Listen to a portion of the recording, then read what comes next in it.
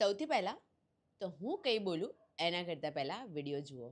અમને મૂછો નહીં રાખવાની, સારા કપડાં નહીં પહેરવાના, ગાડી ચલાવો તો કે તમારે અમને સાઈડ આપી દેવાની, ગામમાં વરઘોડો નહીં લઈ જઈ શકતા અમે, બરાબર. આવી બધી ઘણી બધી પરિસ્થિતિ ગામની અંદર અમને તાલાવ તો ગલ્લા બંધ કરી દે, કોઈ વસ્તુ આપતા નથી. અમને કીડા મકોડાથી પણ ગણતા નથી. કીડા મકોડા જેટલી બી ગણતરી અમારી નથી. શેના માટે અમે માનવીમાં નથી આવતા? કહેવાતો દલિત સમાજ. હું મારો પર્સનલ ઓપિનિયન આપું તો હું એવું જ કહીશ કે ભારતની અંદર જેટલી જાત પાત છે ને એટલે જ આ વધારે જે કોમી બધી વસ્તુઓ બની રહી છે એ થાય છે.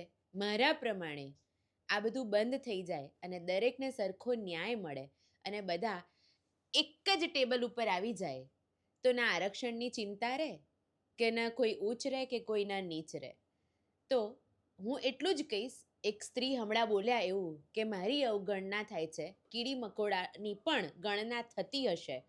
તો બેન, તમે કહો છો તમારી વાત સાચી છે. તમે જે જાતમાં જન્મ્યા છો, તમે જ્યાં મોટા થયા છો, એ ખરેખર એ સમાજને તમે ન જ મૂકી શકો.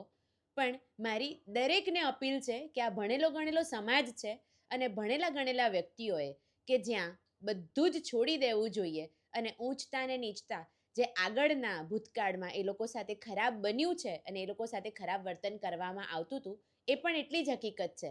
પણ હવે મારો મત તમે માનો તો આપણે દરેક અત્યારે ભણી ગણીને આગળ વધી ગયા છીએ અને 21મી સદીમાં પણ આ જ માનસિકતા રાખીએ તો દલિત સમાજને આપણે આવી રીતે તરછોડવો ન જોઈએ. આપણે બધા સરખા છીએ અને સૌથી પહેલાં તો આપણે માનવતાના ગુણ અપનાવવા જોઈએ.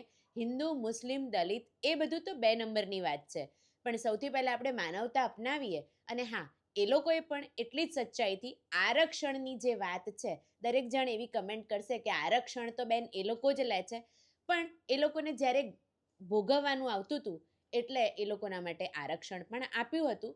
પણ હવે હું તો એમ કહું છું કે આરક્ષણ પણ બંધ કરો અને બીજી બધી વસ્તુ જે બની રહી છે એમની સાથે એ પણ બંધ કરવામાં આવે તો જ અહીંયા સારું એક ભારત આપણને જોવા મળશે.